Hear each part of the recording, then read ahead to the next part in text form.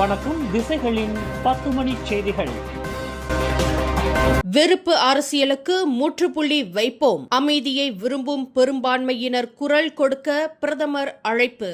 சிறுபான்மை தீவிரவாத கும்பலின் குரல் பெரும்பான்மையினரின் குரலை நசுக்க அனுமதிக்க கூடாது என்று பிரதமர் டத்தோஸ்ரீ அன்வார் இப்ராஹிம் எச்சரித்துள்ளார். விசாக தின கொண்டாட்டத்தை முன்னிட்டு கோலாலம்பூரில் பௌத்த ஆலோசனை மன்றம் ஏற்பாட்டில் நடைபெற்ற மடானி நல்லிணக்க மன்ற கூட்டத்தில் பேசிய பிரதமர், ஒரு சில சிறுபான்மை குழுக்கள் தங்களின் சுயநலத்திற்காக இன மத உணர்வுகளை தூண்டி சமூகத்தில் பதற்றத்தை உருவாக்குவதாக கூறினார். அமைதி, நிலைத்தன்மை மற்றும் நாட்டின் வளர்ச்சியை விரும்பும் பெரும்பான்மை மலேசியர்கள் வெறுப்பு அரசியலுக்கு எதிராக தங்களின் குரலை உயர்த்த வேண்டிய நேரம் இது என்றும் அவர் வலியுறுத்தினார். மலேசியா மடானி என்ற கோட்பாடு வெறும் பொருளாதார மற்றும் தொழில்நுட்ப வளர்ச்சியை மட்டும் கொண்டதல்ல. அது மனிதநேயம், பரஸ்பர மரியாதை மற்றும் ஒழுக்க நெறிகளையும் உள்ளடக்கியது என்றும் பிரதமர் அன்வார் இப்ராஹிம் தெரிவித்தார்.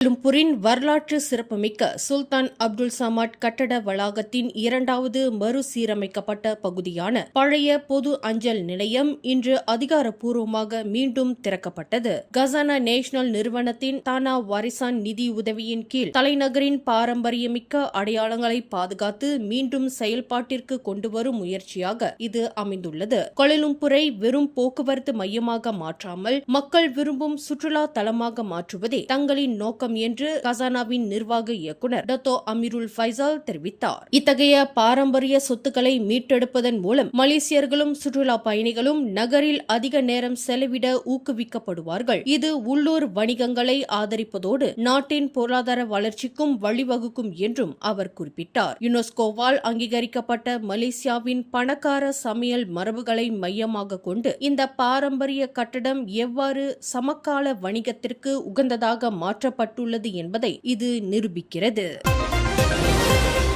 மலேசியாவில் உள்ள இந்தோனேசிய தொழிலாளர்களின் நிர்வாகம், பாதுகாப்பு மற்றும் தொழிலாளர் மேம்பாடு உள்ளிட்ட பல்வேறு விவகாரங்கள் குறித்து மனிதவள அமைச்சர் டத்தோஸ்ரீ ரமணன் ராமகிருஷ்ணன், இந்தோனேசிய புலம்பெயர்ந்த தொழிலாளர் பாதுகாப்புத்துறை அமைச்சர் முக்தாருதீன் தலைமையிலான தூதுக்குழுவுடன் விரிவாக கலந்துரையாடினார். தம்மை சந்திக்க வந்த இந்தோனேசிய அமைச்சரின் மரியாதை நிமித்தமாக இந்த வருகையின் போது இரு நாடுகளுக்கும் இடையிலான ஒத்துழைப்பு மற்றும் தொழிலாளர் நலன் சார்ந்த பல்வேறு முக்கிய அம்சங்கள் குறித்து ஆலோசிக்கப்பட்டதாக அமைச்சர் ரமணன் தெரிவித்தார். வட்டார அளவில் இரு நாடுகளுக்கும் இடையே நிலவும் நெருக்கமான உறவு நிலையான பொருளாதார வளர்ச்சிக்கு வலு சேர்ப்பதோடு தொழிலாளர்களின் ஒட்டுமொத்த நல்வாழ்வையும் நலனையும் மேம்படுத்துவதில் மிக முக்கிய பங்கு வகிக்கிறது என்று நேற்று வெள்ளிக்கிழமை வெளியிட்ட ஓர் அறிக்கையில் அவர் குறிப்பிட்டார். மலேசியாவும் இந்தோனேசியாவும் வர்த்தகம், முதலீடு, பாதுகாப்பு மற்றும் தொழிலாளர் நலம் சார்ந்த பன்முகத்தன்மை கொண்ட நீண்டகால இருதரப்பு உறவுகளை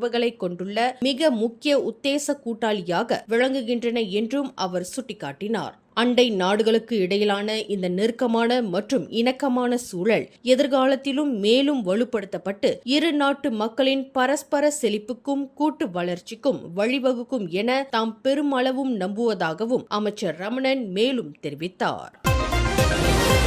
கடந்த 2025ஆம் ஆண்டில் பதிவான 91,456 விபத்துகளில் 50.9 விழுக்காடு அல்லது 46,542 சம்பவங்கள் தொழிலாளர்கள் வேலைக்கு சென்று வரும்போது ஏற்பட்டவை என்று சமூக பாதுகாப்பு அமைப்பான பெர்கேசோ தெரிவித்துள்ளது. குறிப்பாக மோட்டார் சைக்கிள் ஓட்டுநர்கள் மத்தியில் இந்த எண்ணிக்கை கவலையளிக்கும் வகையில் அதிகரித்துள்ளதாக பெர்கேசோவின் தலைமை நிர்வாக அதிகாரி முகமது அஸ்மான் அசீஸ் தெரிவித்தார். உயிர் இழந்தவர்களில் பெரும்பாலானோர் குடும்பத்தின் வாழ்வாதாரமாக இருந்தவர்கள் என்றும் இதற்கு பலன் வழங்குவது மட்டுமே தீர்வாகாது என்றும் அவர் கூறினார். இதனை தடுக்க போலீசாரின் போக்குவரத்து விசாரணை மற்றும் அமலாக்கத்துறை, போக்குவரத்து அமைச்சு மற்றும் சாலை போக்குவரத்து இலாகாவான ஜேபிஜே ஆகியவற்றுடன் இணைந்து பெர்கேசோ மை ரைடர் என்ற விழிப்புணர்வு பிரச்சாரத்தை தொடங்கியுள்ளது. மோட்டார் சைக்கிள் ஓட்டுநர்கள் பொறுப்புடனும் கவனமாகவும் உயிரின் மதிப்பை உணர்ந்தும் செயல்பட வேண்டும் என்பதை இப்பிரச்சாரத்தின் முக்கிய நோக்கமாகும் என்று அஸ்மான் அசீஸ் விளக்கினார். ஹஜ் பெருநாள் மற்றும் பள்ளி விடுமுறையொட்டி கிள்ளான் பள்ளத்தாக்கு, காராக் மற்றும் வடக்கு தெற்கு நெடுஞ்சாலைகளில் வாகனங்களின் எண்ணிக்கை இன்று சனிக்கிழமை கணிசமாக உயர்ந்துள்ளது. குறிப்பாக வடக்கே பீடோர் முதல் கோபிங் வரையிலும், தெற்கே சினவாங் மற்றும் ஆயரித்தாம் பகுதிகளிலும் வாகனங்கள் மிக மெதுவாக நகர்கின்றன. நேற்று வரை சுமார் 29 லட்சம் வாகனங்கள் நெடுஞ்சாலைகளில் நுழைந்துள்ளதாக மலேசிய நெடுஞ்சாலை வாரியமான LLM தெரிவித்துள்ளது. ஹஜ் பெருநாள் பயணங்களுக்கான இந்த நெரிசல் கிழக்கு கரை வழித்தடங்களில் மே 26ஆம் தேதி வரையிலும், வடக்கு தெற்கு நெடுஞ்சாலையில் மே 30ஆம் தேதி வரையிலும் நீடிக்க வாய்ப்புள்ளது என்று ஆருடம் கூறப்பட்டுள்ளது. ஈப்போ மாவட்ட போலீஸ் தலைமையகத்தின் தடுப்பு காவலில் தடை செய்யப்பட்ட பொருட்கள் கண்டெடுக்கப்பட்ட விவகாரத்தில் சம்பந்தப்பட்ட போலீஸ் அதிகாரிகள் மீதான விசாரணையை புக்கிட்டமானின் ஒழுக்கநெறி மற்றும் தர கட்டுப்பாட்டுத்துறை முழுமையாக கையாண்டு வருகிறது. இதுகுறித்த உள்வட்டார விசாரணை நிறைவடைந்துள்ள வேளையில் பலரிடம் வாக்குமூலங்கள் பெறப்பட்டுள்ளதாக பேரா மாநில போலீஸ் தலைவர் டத்தோனோர் இஷாம் நோர்டின் தெரிவித்துள்ளார். கடந்த மே 12ஆம் தேதி பொது மக்களிடமிருந்து கிடைத்த தகவலின் அடிப்படையில் நடத்தப்பட்ட திடீர் சோதனையில் போலீஸ் நிலைய சிறை அறைக்குள்ளிலிருந்து போதைப் பொருட்கள், கைபேசிகள் மற்றும் கூர்மையான ஆயுதங்கள் பறிமுதல் செய்யப்பட்டன. இந்த விவகாரத்தில் தொடர்புடைய போலீஸ் அதிகாரிகள் ஏற்கனவே பணி இடைநீக்கம் செய்யப்பட்டுள்ளது குறிப்பிடத்தக்கது.